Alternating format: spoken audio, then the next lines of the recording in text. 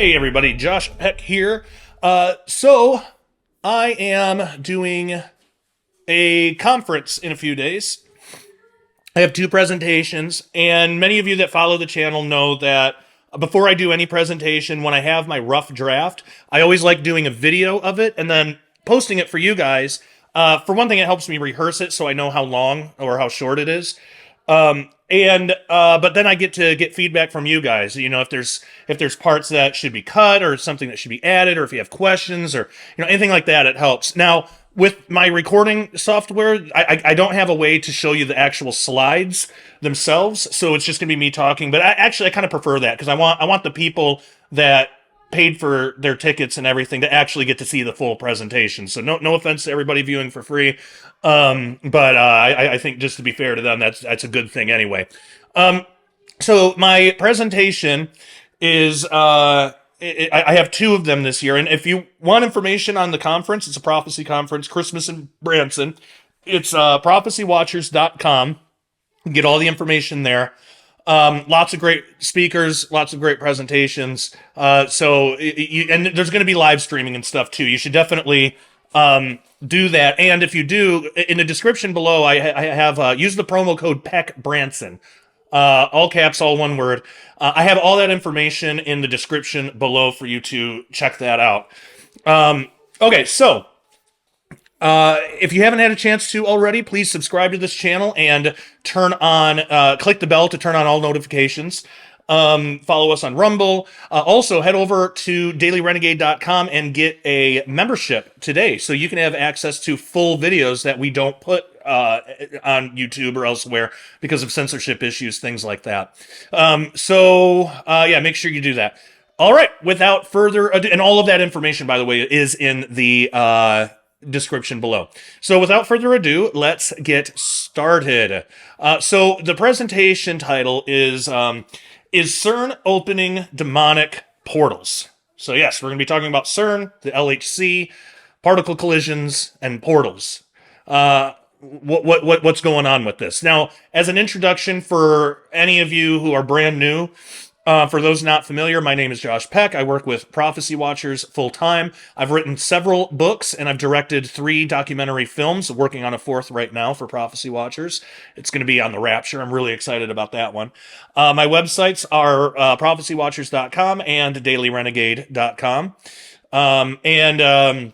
If you're interested in this topic, you can check out my books, Quantum Creation and Cherubim Chariots, which will be available at my table at the conference if you're going to be there. But if not, you can go to prophecywatchers.com and get Quantum Creation and Cherubim Chariots. I believe they're selling them as a set right now.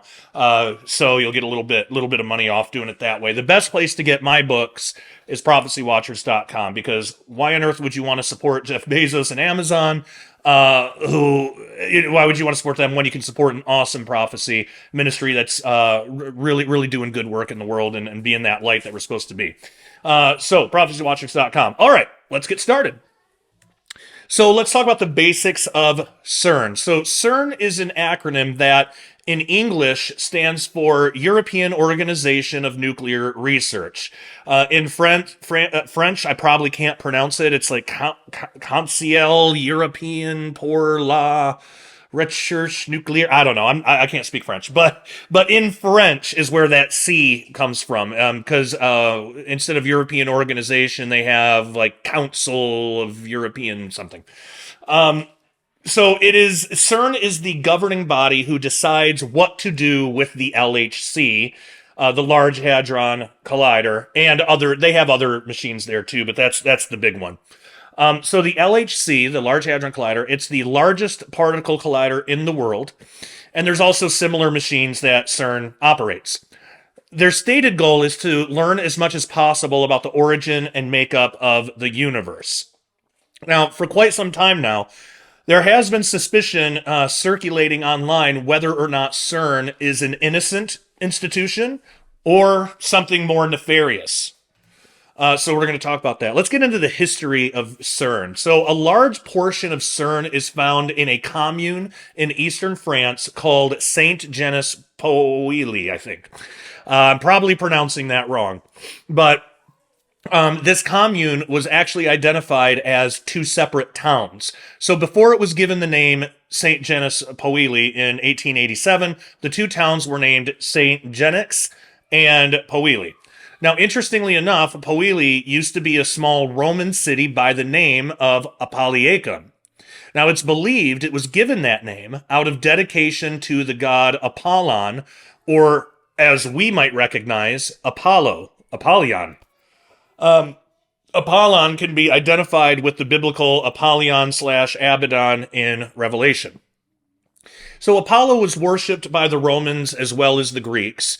In Mauvais-Indre, a commune in central France, again, I'm probably butchering that pronunciation, but Apollo was equated with the Celtic god Atepomoros. I have a hard time pronouncing that. But these two characters were combined.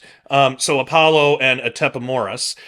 These two characters were combined to create Apollo Atepomoros. Okay, which can be translated as great horseman or possessing a great horse. Now, in the Celtic belief, horses were closely related to the sun. The interesting thing to note is the connection between this idea of Apollo being associated with horses in France, where part of the LHC and CERN resides, and what the book of Revelation states about Abaddon. Revelation 9. And the shapes of the locusts were like unto horses prepared unto battle, and on their heads were, as it were, crowns like gold, and their faces were as the faces of men. And they had a king over them, which is the angel of the bottomless pit, whose name in the Hebrew tongue is Abaddon, but in the Greek tongue hath his name Apollyon. So given these descriptions, is it possible that CERN will have something to do with the opening of the bottomless pit described in Revelation 9? This is a possibility that many researchers have looked into recently. But before we get to that specifically, and with that Revelation 9 prophecy in mind, we can look into other mythology and see more potential connections to CERN. So let's look at the mythology surrounding CERN. Well, the word CERN can be found in ancient mythology, not as an acronym, but the word. In Celtic mythology, the god Cernunnos is depicted as having antlers or horns, and he is also shown with torques around his neck and hanging from his antlers. Torcs. So Cernunnos is sometimes recognized as the god of nature or fertility.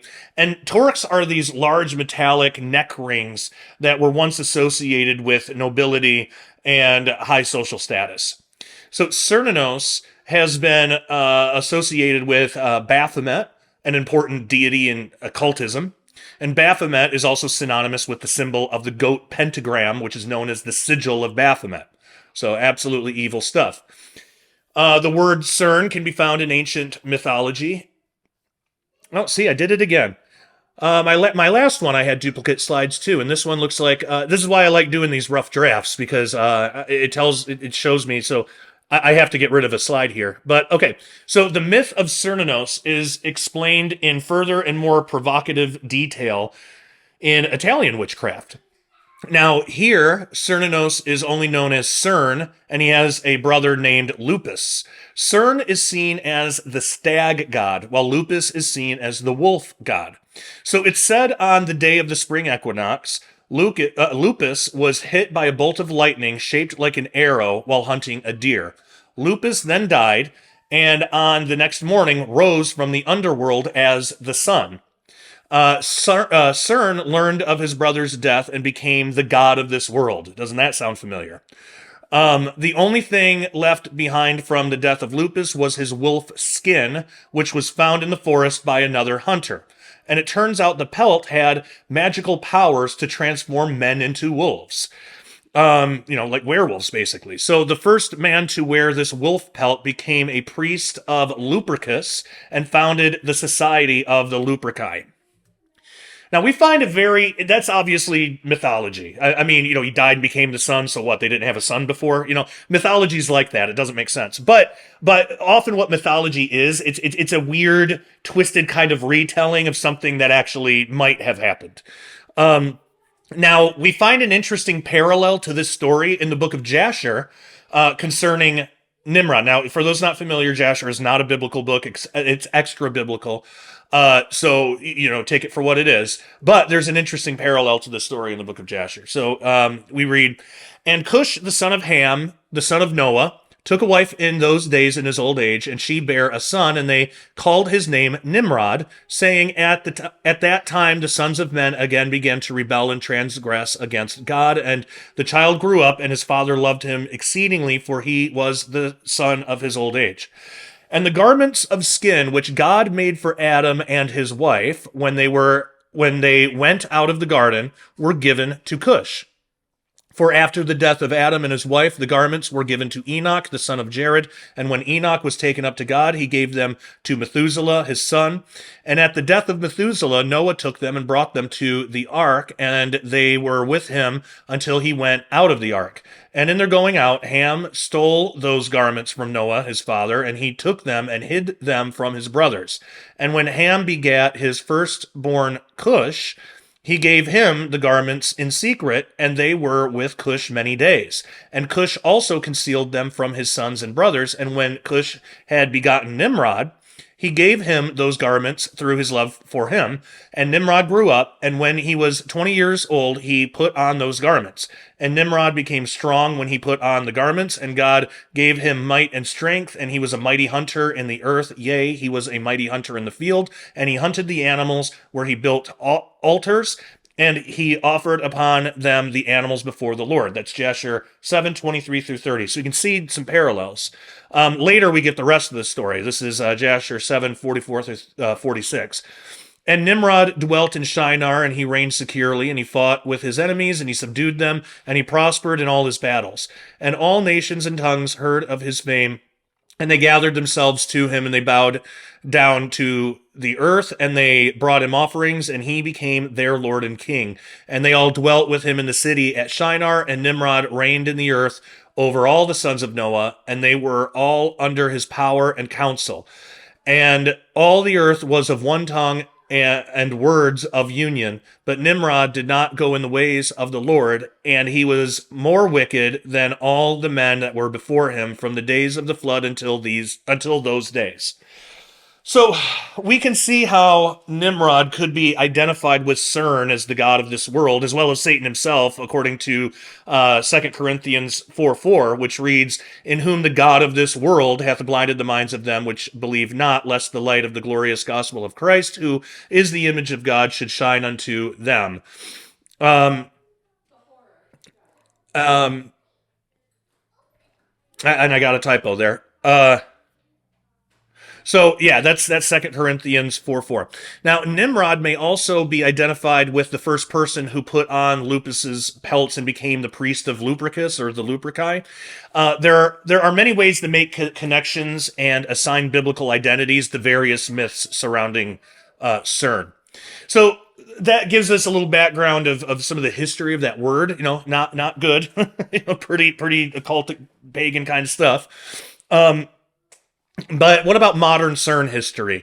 So they have actually done some interesting things. So before CERN was a laboratory, it was, like I mentioned before, it was a council whose purpose was to build the laboratory. And in 1952, the European Council for Nuclear Research was established by 12 European governments. CERN has had a number of achievements. In 1973, weak neutral currents were observed, which led to the discovery of the W and Z bosons. These are the elementary particles responsible for mediating the weak interaction in 1983, excuse me. The discovery of the W and Z bosons was a major breakthrough for what is now known as the Standard Model of particle physics. The W and Z bosons are still among the most exciting discoveries to date. In 1995, the first creation of antihydrogen, it's the antimatter counterpart to hydrogen. Those atoms occurred in what is known as the PS210 experiment. A normal hydrogen atom is made of an electron and a proton. These are subatomic particles. However, an antihydrogen atom is made of a positron and antiproton, antimatter counterparts to the electron and proton. In 2010, 38 atoms of antihydrogen were isolated. Antihydrogen was then able to be maintained without decaying for 15 minutes in 2011. And it is the hope of scientists that by studying antimatter, they might discover the answer to what's known as the baryon asymmetry problem, which basically asks the question of why there's more matter than antimatter in the universe. Because in their Big Bang models, everything should be even. Basically, roughly even, and it's not. Obviously, to us Christians, we'd say, well, God created it that way, but, they don't like answers like that. Also, the Higgs boson was discovered in 2012 after a 40-year search. Okay, so that's just some of the basic history. I don't want to dwell too much on that. So let's now talk about some of the occult mysteries of CERN. Well, first, most notably, since its unveiling in 2004, CERN's statue of the dancing Shiva, if you haven't seen it, you can look up a picture. But I'm sure many of you have probably seen it, but that statue they have has caused quite a bit of controversy among Christians, especially in recent years. Shiva is one of the main deities of Hinduism. He is part of the Trimurti, which is the Hindu Trinity. Shiva is known as the destroyer or the transformer within the Trinity. One depiction of Shiva is known as the Nataraya, meaning Lord of the Dance. And this is the depiction that embodies the statue at CERN. The Nataraya depiction shows Shiva as the cosmic dancer who performs a divine dance to destroy a weary universe. Shiva does this in order to make preparations for the god Brahma to start the creation process, and the statue shows Shiva in the middle of a circle of flames with his left leg raised and balancing over the demonic dwarf Apismara, who represents ignorance. Now, given the mythology behind the statue and the type of scientific pioneering that CERN represents, it's caused many to wonder if there's a deeper meaning here.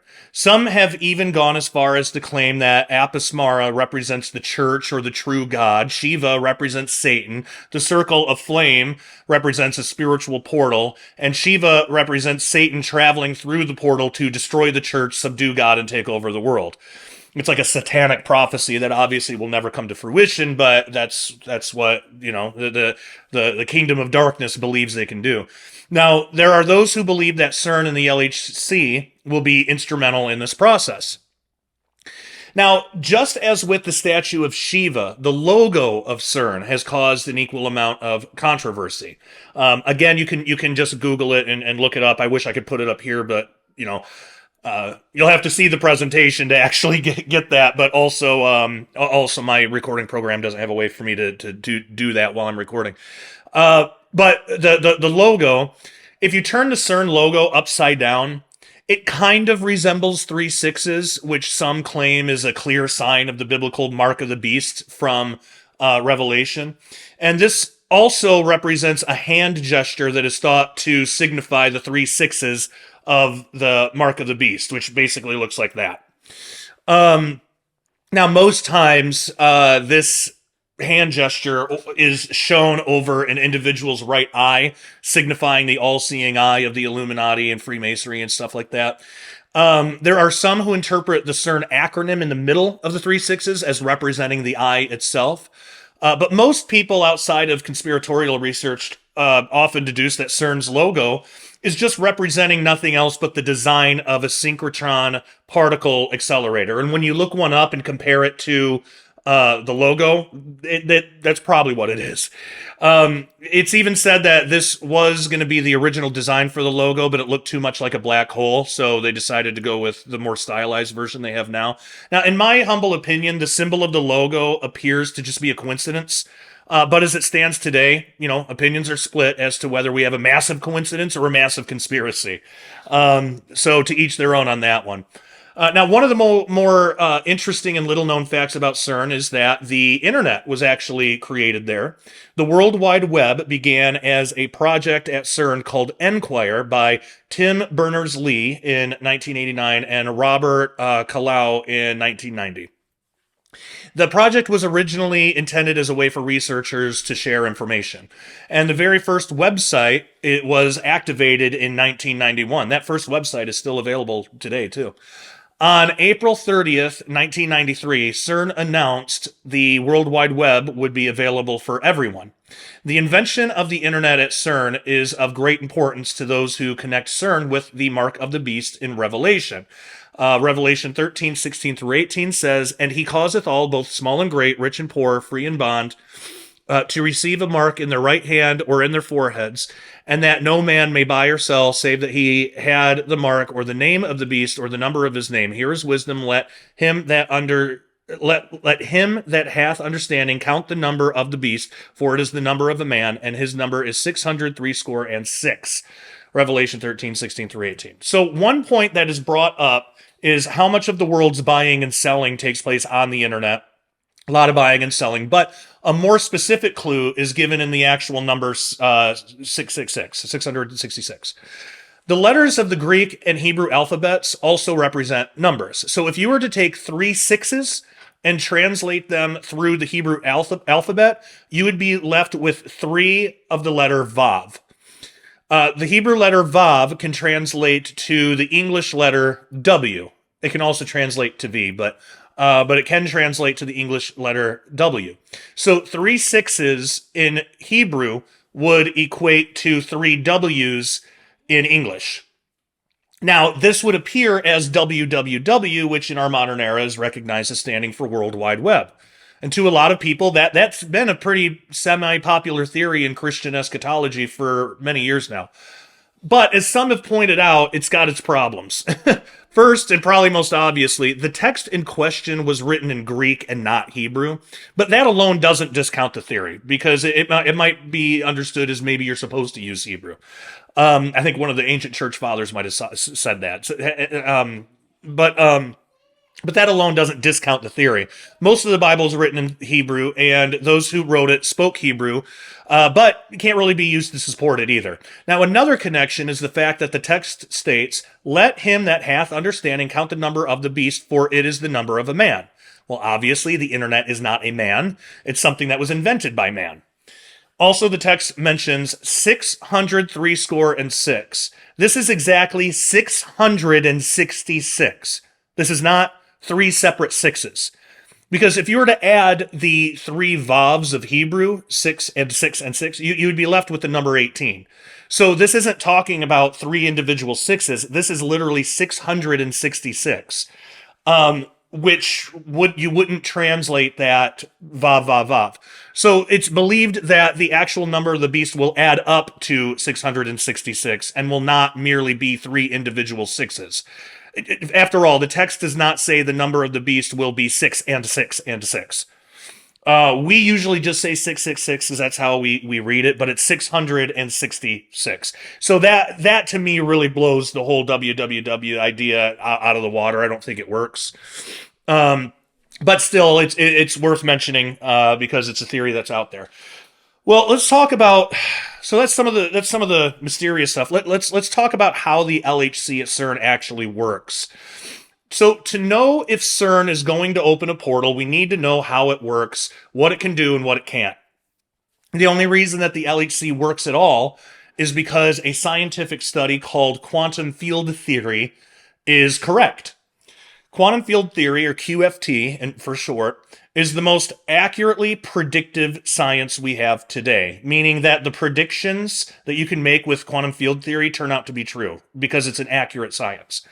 The most accurate we have. So QFT, quantum field theory, says that particles are not small bits of matter like we typically think, but instead they're fluctuations in a quantum field. So quantum fields like gravity, electromagnetism, like think of the gravity field, they exist. They're at all points in the universe all at once. It's just in some areas it's stronger than others.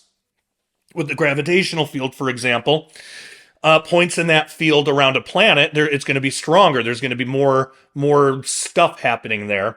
Whereas parts out in the middle of nowhere that have no black holes or planets or anywhere around there, the field is going to be pretty like not excitable at all. Not moving at all. Now, when energy spikes at any given point in a quantum field, that spike is the particle. So, in short, particles are nothing more than spikes in energy. They are not tiny little pieces of physical matter. They're just a spike of energy, and that's what we call it. We call it a particle. When the LHC smashes two particles together, it's not that they're destroying the particles and looking at what's inside. But instead, when two particles collide, that collision, they send out energy into surrounding quantum fields, even those we haven't discovered yet, which is the goal, and that energy will excite points in those quantum fields. The energy spikes are actual particles. So then physicists can examine the data from the collision, from that energy, and see if any previously undiscovered particles are there.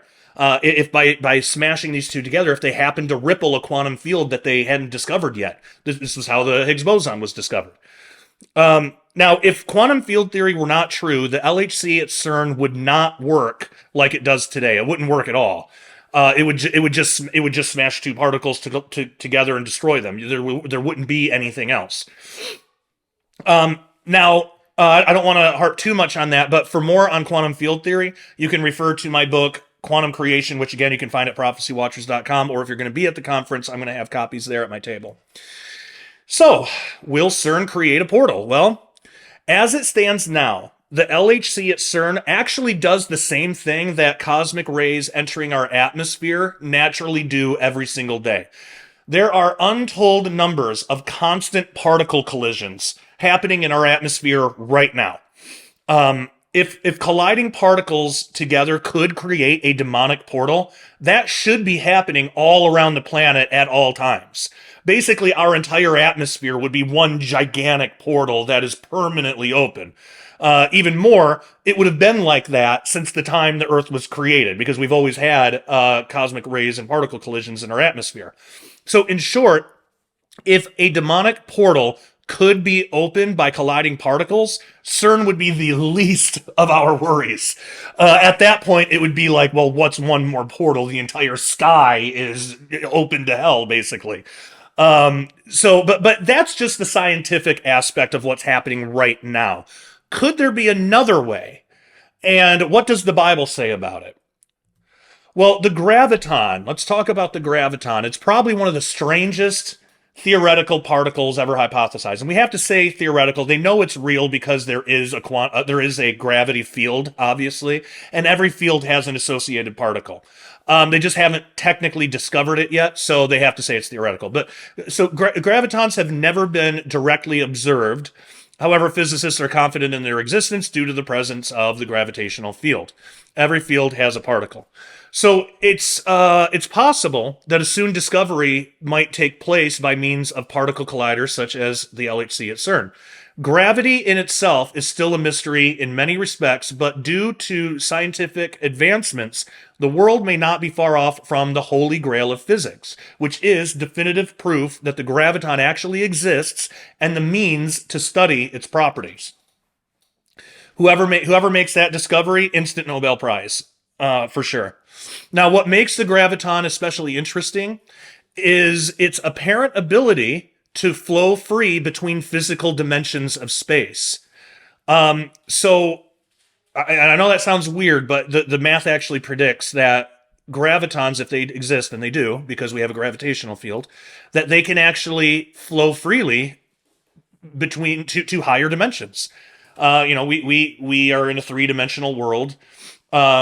Gravity seems to be able to escape that into higher physical dimensions that we can't perceive. Now, among other potential discoveries, the graviton is at the top of the LHC's to-do list. So the idea is not always to look for the graviton itself, but to look for a gap where particles should be after a collision. So the two particle detectors of the LHC, which are CMS and Atlas, are able to show us the aftermath of a particle collision. And as in any collision, debris is thrown out and distributed fairly evenly when these collisions happen. If, however, the detector shows a gap where debris or new and exotic particles should be, that could be evidence that they have escaped into a higher dimension, that gravitons may have came to be. They may have excited the gravity field enough to produce these spikes, these particles. So the math predicts that gravitons can escape our three dimensions of space, and physicists are already coming up with ways to utilize this natural ability. I should say too, I do believe in higher spatial dimensions. I don't believe in a multiverse that there's other copies of us in other universes. I don't believe that, but I do believe that there are higher dimensions. But I think that we typically call these things spiritual realms. Um, so, that's kind of how I frame this. I do believe higher dimensions are real. I mean, the math seems to indicate that they are. But I don't believe that these are. I don't believe these are dimensions of space in the way that physicists would think about it. I believe that these are actually like places, like heaven, hell, spiritual locations. Who knows exactly? But like, who knows how many dimensions heaven's made up of? I have no idea. But I think of it like that. So, so there's an idea that gravitons can be used as a way to communicate with beings of higher dimensions. Now that might sound like the stuff of popular science fiction, but physicists today are seriously considering this possibility, and they have been for years. If gravitons are discovered and used as a way to communicate with beings of higher dimensions or parallel universes, this might be what tells the world that we are not alone. Now, while many are waiting for some type of disclosure event in which otherworldly beings present themselves and their spacecraft to humanity, we might be surprised to find these beings presenting themselves in a totally different way. And this may begin with an established communication via gravitons. So, there are steps toward that goal that must be taken, of course. So first would be the confirmed discovery of gravitons themselves. Next would be learning to repeat the detection in a lab by creating gravitons. They would do this by putting Einstein's general theory to the test directly and experimentally. And once that's accomplished, there will be enough information to go on to learn how to manipulate the gravitons themselves. And the idea is to manipulate the spin of gravitons, either up or down, then string them together to create a type of binary code that contains a message. Like 1 up, 2 down, 3 up. You can create a message like that in binary or like Morse code or something. Next, they would take that string of gravitons, and they would send the string of gravitons to higher dimensions, which gravitons do naturally anyway, so no extra technology would be needed to do this. They would send that string of gravitons to a higher dimension, and then finally, they would set up a particle detector and then wait for a response. Now, we as Christians know what's beyond our physical universe and what kind of entities dwell there. Unbeknownst to the scientists, the only things that they'll be able to communicate with are fallen angels and demons. They're not going to present themselves that way. Of course, they're going to lie. They're going to act like they're, who knows what the lie will be, but they're not going to say, hey, we're fallen angels and demons. They're going to present themselves probably as gods or something. Or extra-dimensional beings that are so much more above us. But but think about this. So the only thing that they can communicate with are fallen angels and demons. In a way, doesn't that sound like prayer and veneration of ancient false gods? Rather than going about it through spirituality, they'll be using science to communicate with beings that the Bible expressly forbids us to communicate with. And this is because these beings want nothing more than to deceive and destroy humanity.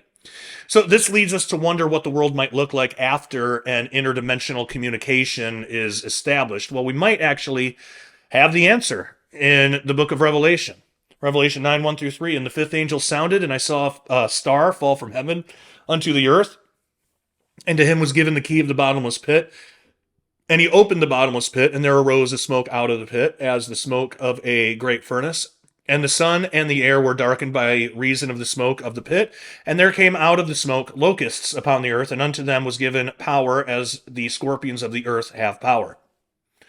The angel sounding the trumpet is likely not a fallen angel himself, but instead is signaling that a fallen angel is about to come into the picture. So the rest of the first verse of Revelation 9 says, And I saw a star fall from heaven unto the earth, and to him was given the key to the bottomless pit. This obviously is no ordinary star. According to our modern vernacular, any star that would fall on the earth would utterly destroy it. So it's not a real star in that sense. There does seem to be a connection between stars and angels, though, and at times the word star can actually represent an angel. We see this alluded to in Revelation 1:20, which says, the mystery of the seven stars which thou sawest in my right hand, and the seven golden candlesticks. The seven stars are the angels of the seven churches, and the seven candlesticks which thou sawest are the seven churches. Angels there might be church leaders, it might be heavenly beings. There's a split opinion there, but stars and angels have something to do with each other. We can also see the star is a being of some sort because of the words, unto him was given the key. The star being referred to with the pronoun him shows that this is a person of some sort, most likely a fallen angel. Verse 2 tells us that the angel opened the bottomless pit with a key. Now the word key comes from the Greek word kleos, and can be used as a metaphor for authority. So in a sense, this fallen angel was given permission to open the bottomless pit. We also learn in Revelation 1:18 that Jesus Christ himself held the keys of death and hell, so most likely it was Jesus who granted this authority. And there are times in the Bible when God would use the enemy for his own purposes, if this is a fallen angel. Some people say it might be one of the good guys. It's kind of hard to tell with the text, but if it is, God's ultimately in control of these things. He can use them. He can use the enemy however he sees fit. For example, in the book of Exodus, we read that God hardened Pharaoh's heart, and that's in Exodus 9:12. We also read later in Revelation chapter 9, and the sixth angel sounded, and I heard a voice from the four horns of the golden altar, which is before God, saying to the sixth angel, which had the trumpet, loose the four angels which are bound in the great river Euphrates. And the four angels were loosed, which were prepared for an hour and a day and a month and a year, for to slay the third part of men. So as we can see, there are times that the Lord will use the enemy to fulfill his own purposes, usually in the way of judgment. The locust army is no different. So however it all plays out, before they're unleashed into our world, the gravitational communication aspect becomes more obvious when we consider these prophecies. So it's possible that the LHC at CERN will detect evidence of gravitons, which in turn could lead to a communication device to higher dimensional entities. I mean, after all, what particle but the graviton could best represent fallen angels? We even have reference to falling, an effect caused by gravity, in the description of the star/angel that opens the bottomless pit. Now remember, the area where CERN is located today is thought to have been dedicated to this same false god, Apollyon, in ancient times. So perhaps that dedication will manifest itself in the near future during the tribulation. So the idea behind all of this is that it's possible the mechanism of opening the abyss, at least on the human physical side, is to first open a communication system with gravitons, or to breach the barrier between dimensions in order to explore what's there. And while that's happening on the physical side, on the spiritual side, God is allowing humans to do this, and an angel is permitted to open the bottomless pit, thereby releasing these horrific fallen cherubim on the world. It's kind of like God saying, all right, you want to contact extra-dimensional entities that I clearly separated you from for your own protection. You don't want my protection. You don't want me. You want these things. Then fine, you'll get exactly what you want. Here's the false god you keep going after. Let's see how they treat you. And then at that point, hell is literally poured out on earth. Now, of course, the bottomless pit and the release of the locust prophecy in Revelation 9 might not have anything to do with CERN, so I don't want to create a spirit of fear around this. We know we as Christians will not be here for this prophecy because we will have been raptured by that time. But even for people who miss the rapture and become Christians right after, the prophecy says this is only going to affect active non-believers at the time. So these things are not allowed to hurt followers of God. They can only hurt those who reject him. So for us as Christians, there's nothing for us to worry about here. These things are the false gods people have always rejected God for, and these people are getting exactly what they want. They're getting to commune with their gods. That's their punishment. If you belong to Jesus, this punishment is not for you. Even more, you'll get to commune with your God as well, but instead of it being horrific and this abusive experience, it's going to be wonderful, beautiful, and exactly what you were created for. So if you don't know Jesus today, you should get to know him right now. Start a relationship with him. Change your mind about him. Believe in him. Pray and ask to take part in his promised salvation after this life passes. Start a relationship with him today, because one thing is for sure. You will die someday. You will leave this earth, whether by rapture or by death. Like, we are going to leave this earth. You will die someday. If you're a non-believer, you will die someday. You do not want to run the risk of running into the horrible beings like this after death, because hell is a horrible place, and it's full of stuff like this. And you want to make sure that you're protected and that your entrance into God's eternal kingdom is secure. So today is the day to get that taken care of right now. Call out to Jesus if you haven't before, and be spiritually born again in his name. That is the end of my presentation. Thank you all for that. So what I would love it if you could do, let's see where we are on time here. We are at 41 minutes. Okay, that's really good. It needs to be about 45 minutes, so that's perfect. So the timing works, but let me know. I do have a couple extra minutes. Is there something I should add? Is there something I should take out? Are there things in here that weren't interesting and could be replaced with other things? You know, what do you think? Do you have any additional questions? Was some part confusing? I know with some of the quantum physics stuff, it can be confusing at first. The best thing to do is really to get my book, Quantum Creation, for that. I explain the basics in a really easy way that anybody can understand. I don't overcomplicate it. I don't use a bunch of big words just to sound like I'm smart. I don't like that. I don't do that to you. And you can get that at prophecywatchers.com. It's hard in one presentation to explain something like quantum field theory. And especially because it's hard to think of examples, because we've all been kind of taught wrong what particles even are.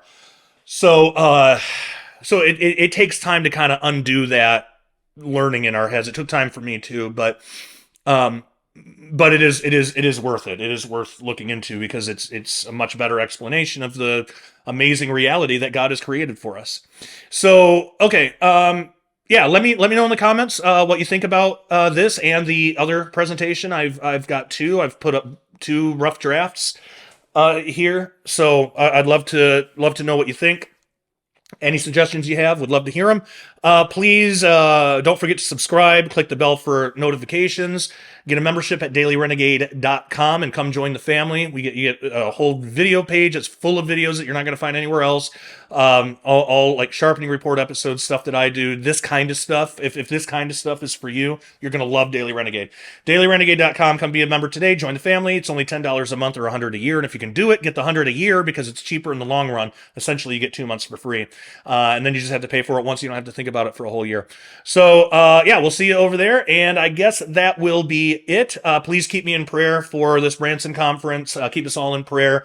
We're all really excited about it, looking forward to it, and want it to go well. So, okay, I will leave it there. Thank you so much. And until next time, love you all. Take care. God bless.